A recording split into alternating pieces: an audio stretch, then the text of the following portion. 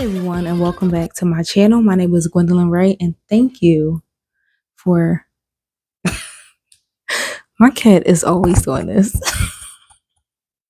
Hey Caroline, what you want? Want some attention? Hey everyone, and welcome back to my channel. My name is Gwendolyn Ray, and thank you for joining me for another episode of Balanced Motherhood. And I just want to thank you all so much for all the love that you have given me on my first episode of March Madness. If you haven't seen it already, I'll leave the link here at the top of the screen. That way you'll be able to watch that video before you watch this one.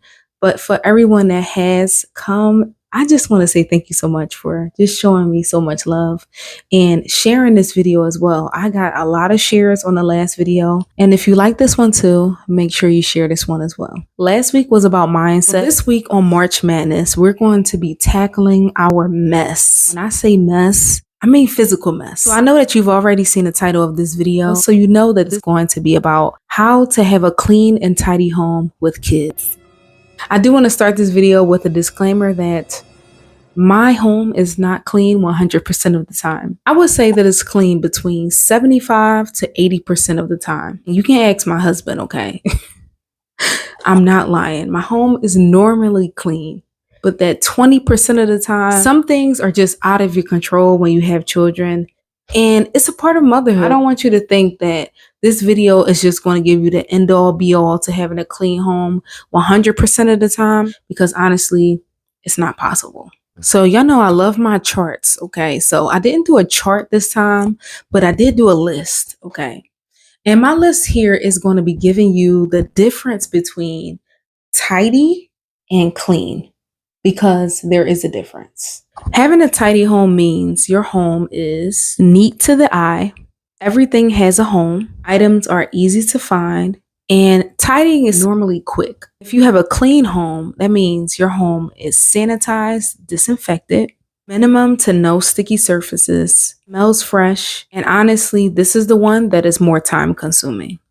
But the good part is, whether your home is tidy or clean, there is something good that both homes have in common. It shows that you care about your home and that you're grateful for what you have and you cherish what you have. Growing up in a Christian household, I learned that cleanliness is next to godliness. If you grew up in a Christian home, I'm pretty sure you heard this one too. In other words, you were not worthy if you didn't have a clean home. At least that's what I thought it meant. Am I the only one? After further research, I learned that this quote surprisingly was not in the Bible, and that the scripture they were referring to actually was about cleansing your heart of grudges and showing your neighbor agape love, which had nothing to do with having a clean home. But I digress.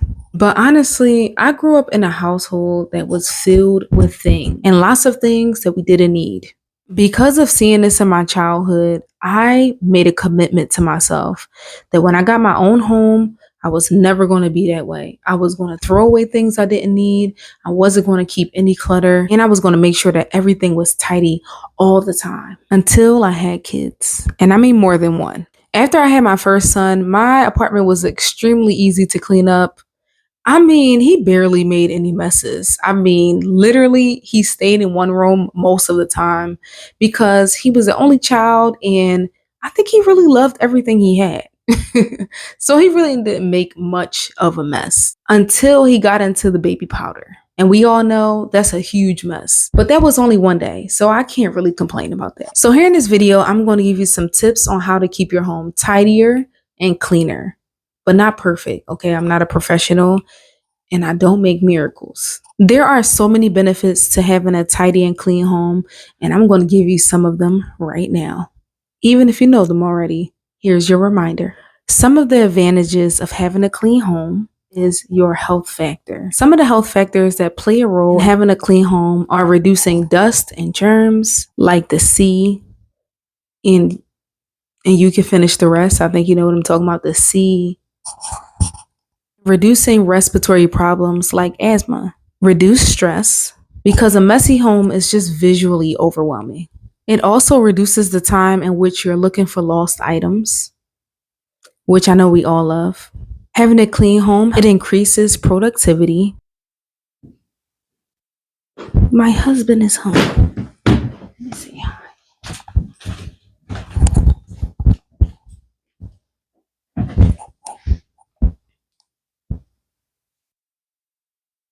Get this, having a clean home can actually help with limiting distractions. That way you can focus better. Better sleep. Having a neat bedroom is the foundation for having a peaceful and relaxing environment. It gives you a sense of accomplishment that you can be proud of. And I believe this is our favorite thing, to be able to host parties, invite your friends and family over. There's a quote that I ran across a long time ago, and it says, cleaning the house while children are home is like trying to shovel the sidewalk while it's still snowing. And I really do think that's a true statement. That's why over here at the Balanced Motherhood, we're not striving for perfection.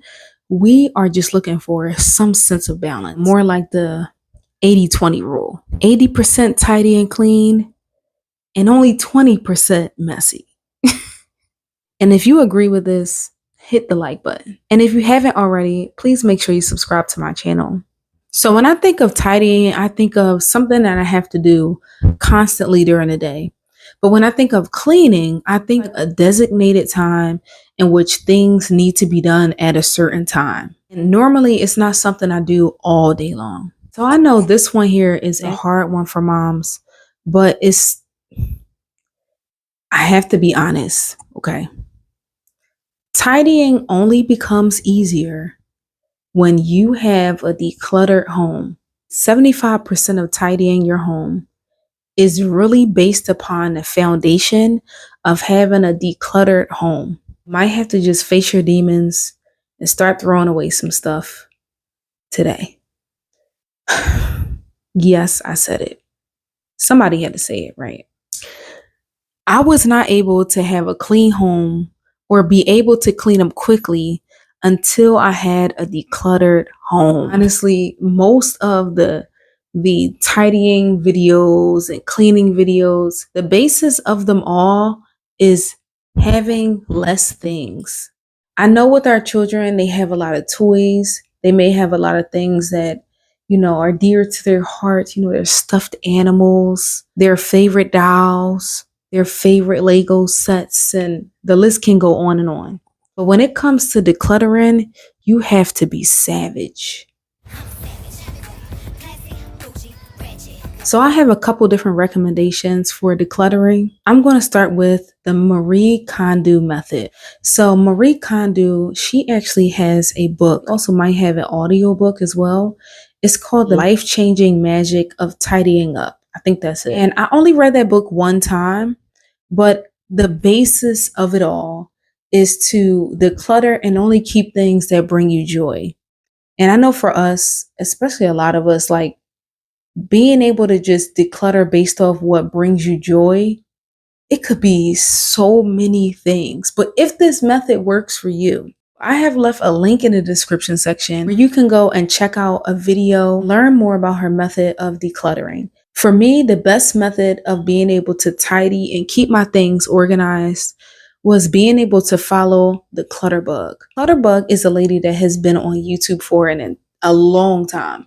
She's been on YouTube so long talking about decluttering that she actually started her own Netflix series. Was it Netflix or Tubi?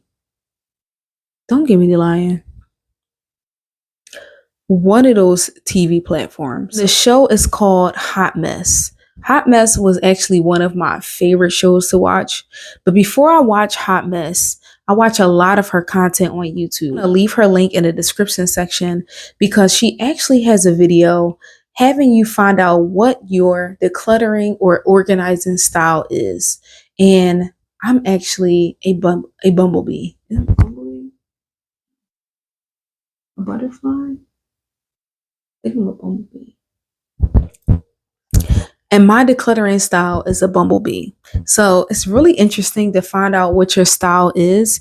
That way you'll be able to organize based off the type of person you are, so you can actually keep your things organized.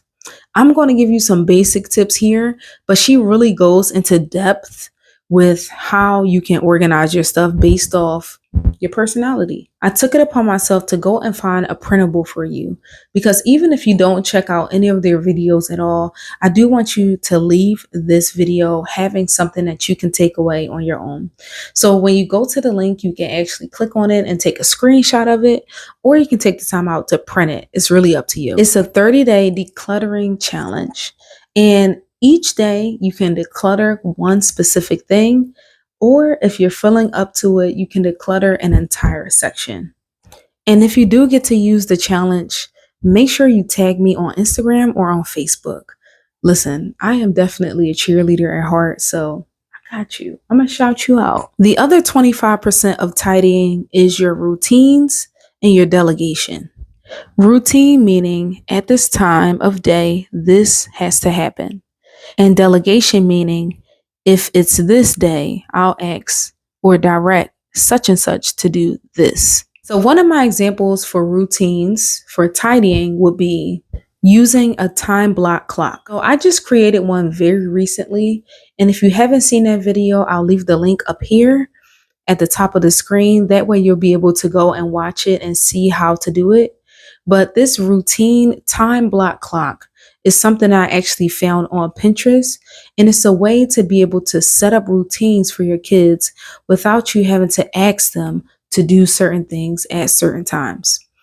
When you do create the time block clock, you do want to make sure that one of the blocks has something to do with tidying up. That way, not only are you creating a routine, which means do this at a certain time, you're also delegating all at the same time. It's like magic. Just make sure that your clock battery doesn't die, because that has happened to me a couple times. I really need to get some better batteries. I currently use the time block clock for a morning routine, but you can use it for morning, for afternoon, and for evening. It's really up to you. And for delegation, one of the delegation reasons for me would be it's maybe that time of the month, or it's my birthday, because who really wants to clean on their birthday? So my delegation would be, more of a reward. Like, I bestow this job upon you, and you have the opportunity to take over this job. I can say one of my biggest delegations would be the dishes. I wash dishes twice a day. I do not wash dishes normally any more than twice a day unless I absolutely have to. But if it's at night, I will delegate it to one of my sons. Normally it's my oldest son because he gets the job done faster. And honestly, don't feel bad, okay? We have a dishwasher. So it's not like he's sitting there hand washing all the dishes. It's an easy job unless he makes it difficult. One of my biggest tips is to make sure you get your kids involved. I honestly think the youngest child that can help you clean or tidy up would be maybe a 2-year-old, honestly. I think that most of all, you probably should be doing most of the cleaning. But when it comes to tidying up, this is something that kids need to learn very early on. Don't make it as though they don't have to do it until they become teenagers. I think it's a habit that needs to be instilled in them very early on. When my children were young, the first thing I had them help me with is picking up their toys. And I'm pretty sure if you're a mom and you're worried about your home being clean, this is something you may already be doing. But if you are not getting them involved, this is the first step to doing so. So one of my suggestions to get them to help clean up their toys is to have a place where it is simple to put away. The easiest thing I could think of and the easiest thing I have done in the past is to have a large bin. It can be a tote. It can be a Fisher Price toy chest, something that is large. In addition to it being something simple for them to put it into, you have to make sure it's in a place that is easy for them to access. So if they normally play with their toys in the living room, you want to have that chest in the living room. It may not be cute, it may not be adorable to the eye, or it may not even go with your decor as well as you want it to. But honestly, you got to think about, what is the mission here? Is the mission to have a tidy home or to have a everything coordinated home? Honestly, if I really think about it, you can find something that will go with your decor, but that really takes some effort, okay? It takes some effort and some planning, and that's really up to you. But if you're just starting out, I would say just pick something that's simple and make sure you put it in a place where they can access it. So when it comes to getting your kids involved, you do want to make it clear on what you want them to do. So one of the best ways that I'm able to do this, I created a list template specifically for my home. So here is one of them. I have 4 of them, and these are a list of chores that I have my children do twice a week. It's a way for them to help me maintain our home because I do not live here alone. My children live here as well. And I do want them to be able to know how to clean their home when they do move on their own because they won't be moving right out into a relationship. They'll be moving out so they can have their own place as well. And especially when they go to college, you need them to be able to be at least partially tidy. I have boys, so I'm not expecting them to be neat freaks, but I do want them to know how to do the basics. In the description section, I have a printable of my to-do checklist that I created for my children. So you can go in there, go look at that, and it's blank. So that way you can be able to write out the things that you want your child to do. And if you want, you can laminate it or you can put it inside a protective sleeve or something like that. And what I have done is I give them dry erase markers so they can check off each thing and they can just wipe it off when they're done. So for me, I understand that cleaning can be time consuming. So it's not something I'm expecting to get done really quickly. If I start a cleaning task, I know it's going to take me at least 30 minutes to do. Not something I can get done really fast, like tidying up my room, which honestly should only take you 10 minutes tops. If it takes you longer than 10 minutes to clean up any room, you have too many things. When it comes to cleaning, I know, like I said, that is more time consuming. So what I do is I will time block my cleaning. I honestly prefer to do the bulk of my cleaning after my children have gone to sleep. Because just like that quote, it's pretty hard to do some deep cleaning when your children are up and running around, unless you're going to be in a secluded area where they are not even around. But make it a routine for you to have a designated time in which you clean, whether it takes you 30 minutes all the way up to 2 hours, because sometimes it does take me 2 hours. Whatever time of day that is, make sure that you try to do it at least once a day. So I have personally created 3 rules for myself, and these 3 rules help carry me throughout the day.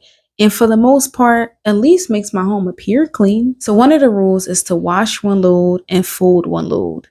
I like this rule because it is a constant flow of clothes getting washed and clothes getting folded.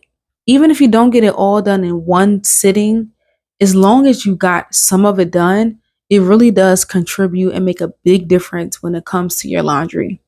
I like to wash clothes in the morning. I do not prefer to wash clothes at night, because in the morning is when I have the most energy. My second rule is to sanitize my prepping, cooking, and eating areas at least once a day. This is important because you want to make sure that you are fighting germs. You do not want to have things lingering around because your family can easily get sick, especially if someone comes and stops by or your children leave the house and go to school and come home. Those surfaces are always being touched, and those are the places where people pick up things and put them in their mouth. Children are not the most sanitary, so you want to make sure that these places are constantly disinfected, or like I said, at least done once a day. That has to be a priority. And my third rule is to make sure that I clean and sanitize the sink and the toilet. That has to be done every single day because I have boys. I don't know about you, but honestly, I'm still reminding them to lift the toilet seat. On my best days, which are about 3 weeks out of the month, I would say, and I think you know why, I like to follow this app called Me Plus. Me Plus has become one of my favorite apps for organizing my task and my cleaning that I have to do during the day. I really like it because every time you complete something, you get to check a box. So it's really fulfilling and it gives you like that rush of dopamine. So you feel good about what you're doing. That is one of my tips to you. Find an app where you can actually check off these things. And the next day it actually replenishes your list. So you don't have to go rewriting everything every single day. I have also taken the time out to create my monthly list too, because there are things that you need to do on a daily basis, but there's also tasks you need to do monthly. And that's things like cleaning the blinds or the windowsills or the woodworks. Those are things that I personally don't do every single day because I don't have time to do that, but I do it once a month. In the description section, I have left you a list of daily tasks and monthly tasks because some people ignore these things, but these are tasks that do need to be done because when they do pile up, believe me, you will notice. If you have spider webs at the top of your ceiling, You won't know until there's lots of spider webs at the top of your ceiling. So if you do it monthly, these things won't add up and you'll barely see any. Now, while I'm talking about tasks, an important thing for you to do is to enjoy what you're doing. So what I like to do while I'm cleaning is I like to pair it with something that I like to do as well. So obviously my hands are not going to be free. So it has to be something that I can hear or something that I can see. For me, I like to watch Netflix. I'm currently watching Love is Blind. And if you are too, leave in the description section what your thoughts are about Love is Blind, because this story has unfolded in a crazy way and definitely not in the way that I thought it would go. I like to listen to audiobooks.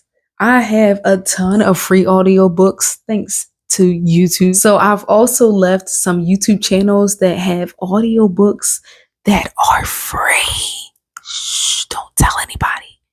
They're free audiobooks, okay? Of the top audiobooks, okay? The best ones.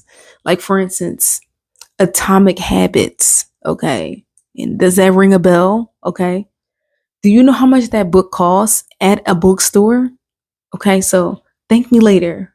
Check the description section. Another thing I like to do is listen to music. So if I don't want to watch anything and I'm not in the mood to listen to an audiobook, I definitely love to listen to some music and dance around the house.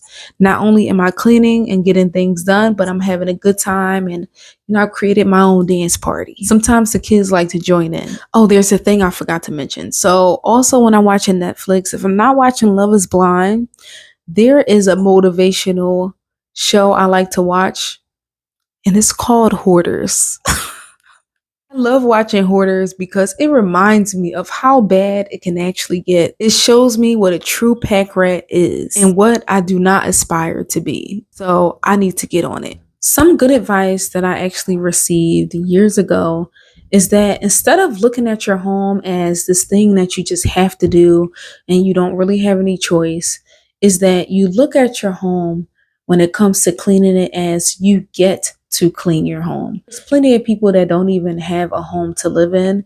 They don't have the nice things that you have, and they don't have a warm bed to sleep in. Instead of looking at it as another mundane task for the day, look at it through the lens of gratitude. So I wrote this one down that way I wouldn't forget, but it is about the 5-second rule. The 5-second rule is by Mel Robbins. I want to make sure I didn't butcher her name. After learning what this rule is, I want you to use this rule to get out of your discouraging thoughts and get into movement, get into actually doing instead of thinking. Because we can sit and think ourselves out of any situation, but you can't let your thoughts take over you. So the moment you think, oh, this is going to take forever, the 5-second rule comes in because you can stop and count to 5. So you'll count 1, 2, 3, 4, and on 5, it's time to get up and get moving. Because at the end of the day, nobody's going to clean your home for you. Yes, you may ask your children for help, but it's really not their responsibility. It's up to you to get it done. The 5-second rule also is a free audiobook, and I have left that in the description section as well if you want to take the time out to listen to it while you clean your home. I do want you to keep in mind that here on the Balanced Motherhood, we are focusing on balance. So with that in mind, I like to think of it as a scale. I don't want my children to remember me as being a pack rat or having a messy home or there is never anywhere to sit or to eat. But I also don't want them to remember me not being able to have time to play with them because I spent most of my time cleaning the house all the time. So just think of what that balance would be for you. I do want to bring to your attention that if you cannot find the willpower to clean your home, which is the elephant in the room, you may be suffering from other things like depression or burnout or just a severe case of procrastination. But seriously, if you think you are suffering with one of these things, you might need to see a specialist. And I honestly am not the person for that. But if this video is helpful for you, I want you to give me a thumbs up and subscribe to my channel if you are looking forward to my next March Madness video. If you have any questions, please leave them in the comment section. And if you want me to dive deeper into any of the topics that I mentioned here, make sure you leave that in the comment section as well. Thank you so much for stopping by the Balanced Motherhood, where balance is possible for every mother.